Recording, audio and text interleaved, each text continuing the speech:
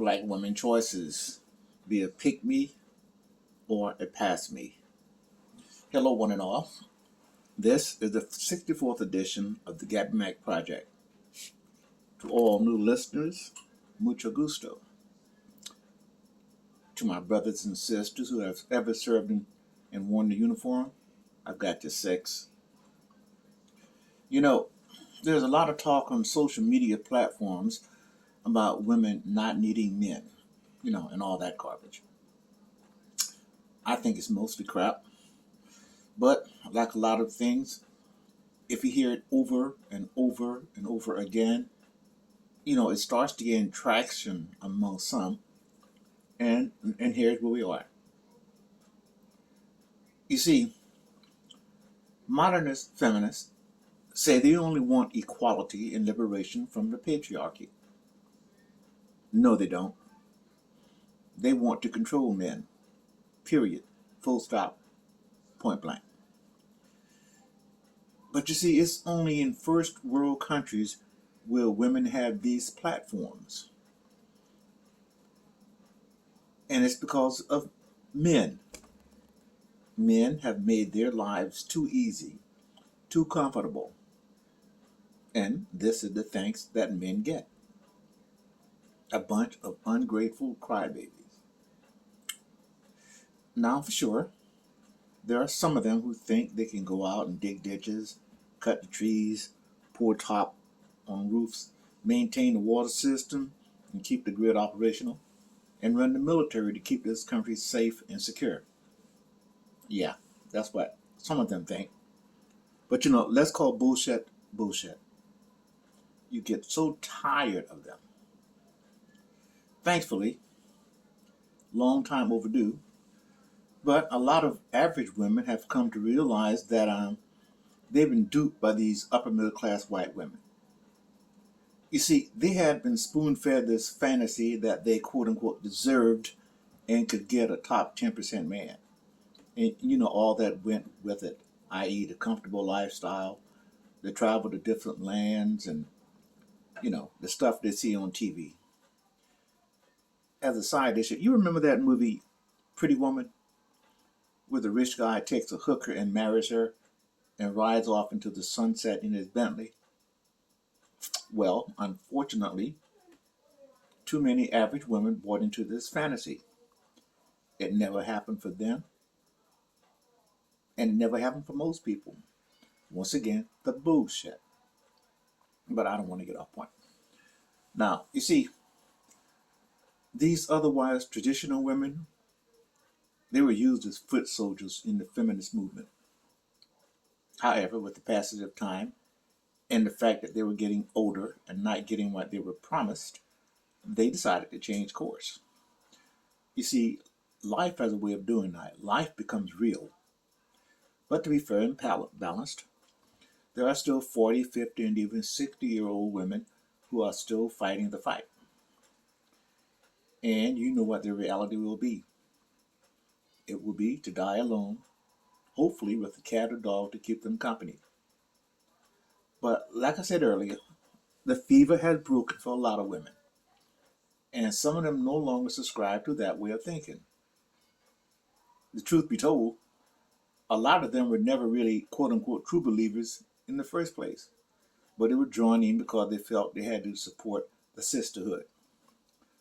But now, for a variety of reasons, they have come to realize that what the feminists were offering didn't match their lived experiences. You see, they don't hate men, because to do so is to hate their fathers, their brothers, their uncles, so on and so on. You see, they loved and respected those men. Now, traditional women have come to accept gender roles for what they are. That there are specific things that women can do better than men, and there are certain things that men can do better than women. Duh. And these women who want a traditional life have become tarred with the label of pick-me's. You see, feminists had to create a label to, in their minds, that shamed anyone who doesn't comply with their sister code. And for a while it worked. But thankfully, not anymore.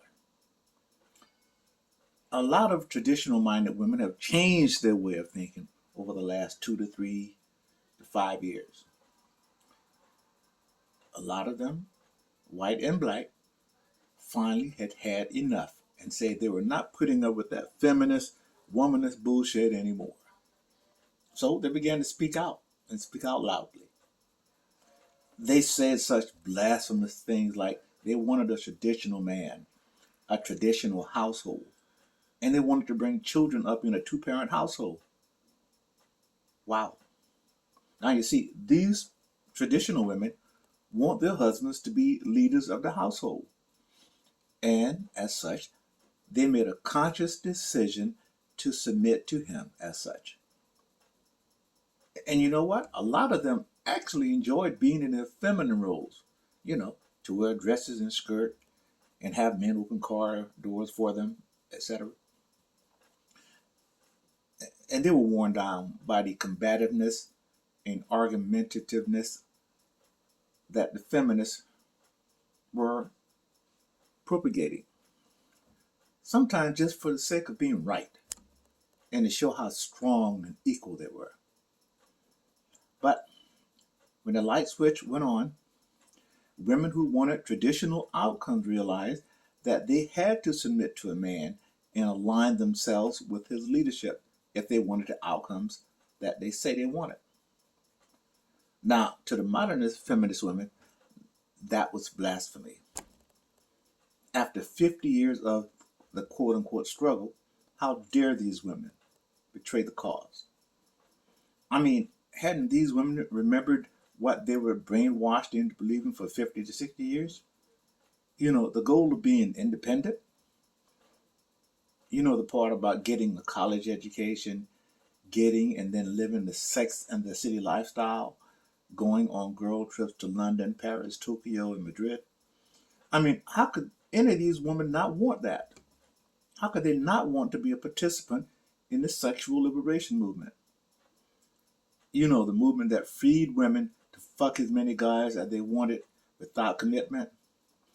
How could any woman not want to incur hundreds of thousands of student loan debt that would take a lifetime to pay back? You see, what modern feminists couldn't accept was that women who wanted traditional relationships, you know, the actual foot soldiers, never received the rewards that the upper middle class white women did. And while the white upper middle class white women climbed the corporate ladder, became TV stars, etc., the minions did not. They still lived ordinary lives, making about 45K a year. It comes out to about $840 a week. Now, you see, the winners, the leaders of the feminist movement, normally upper middle class white women, did quite well, though. Their median income average is about $73,000 annual. But so traditional women began asking, whose fight is it really? But as I said earlier, these women who want traditional lives and marriage are now being called pick-me's by modernist feminine. And I hope these traditional minded women start to wear that label as a badge of honor rather than being chained back into the fold of the feminist agenda. Personally, I truly believe that the bell can't be unrung. Okay, let's talk about it. For this section, I want to focus on black females. But you know, because the white female would be all right. To my black women, let's keep it real. Those problems, if you want to call them problems, are not your problems. You see, there are roughly 22 million black females in the United States. And 72% of black females are in the labor force. So let's break it down. Of that 22 million, over 5.2 million black females have college degrees. And they're doing quite well. I mean, they put in the time, so they are reaping the rewards of their education. They are represented in upper management, television, business, and financial operation positions at a rate of 12%. And they are being rewarded financially quite well. You see, 9% of black females are making over $75,000, while 26% are making at least $50,000. And I think most people applaud and celebrate their achievements. You made it. However, where the real money is in science, technology, engineering, and mathematics fields, or the so-called STEM field. But black females only make up 2% of that overall number.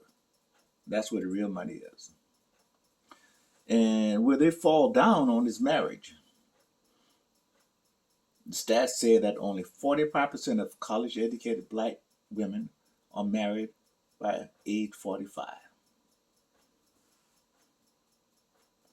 And the ones that aren't married, they often say that they can't find eligible, qualified black men. Now, what they really mean is they can't find someone on their socio-economic level. But let's keep it real. When females use that word, quote unquote, qualified, what they are really saying is that they need someone on their level. You see, they have become attached to the concept of what's being called, quote unquote, assortative mating. You see, that's the belief that if she has a college degree, then the man she should marry should also have a college degree. And ain't nothing wrong with wanting what you want. But you see, white women don't seem to have that problem. The reality is that by the time a black female reaches 45, her options are pretty much over. And these are the type of women who best outcome is probably to get a dog, a cat, and end up dying alone.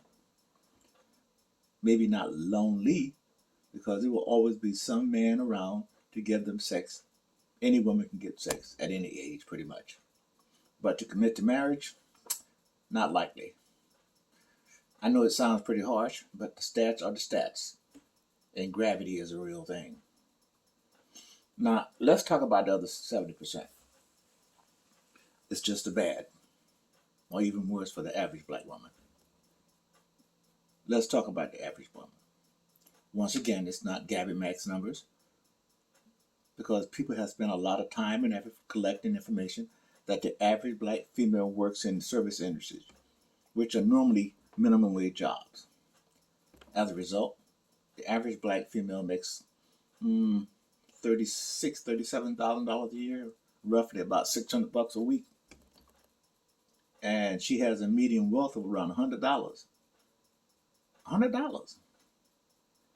But you know, things get worse if she has a child or children. She has $0 in savings. However, her circumstances are dramatically improved if she has a husband or if she is cohabitating with a man. You see, when you combine her salary and his salary, the average median comes out to around $90,000. Make it make sense. I'm no mathematician. If the stats are correct, only one female out of four, we're talking black females, will ever get married in their lifetime. 1 in 4. That's 25%. You see what the numbers are? It just forget about love and all that, it just makes economic sense to get married. You know, there are roughly 60 million unmarried females in the United States. Most of them aren't college graduates. And I would offer a bet that most of them want to be married. But this is to my black unmarried female. If you want to be married, you better start sending out as many marriage resumes as possible. Now listen, the competition is going to be rough and tumble because you're fighting 3 other females for the opportunity to get married. But find yourself a man to marry. Your life will be better. Join that quote unquote pick me squad. Gabby Mack. OUP.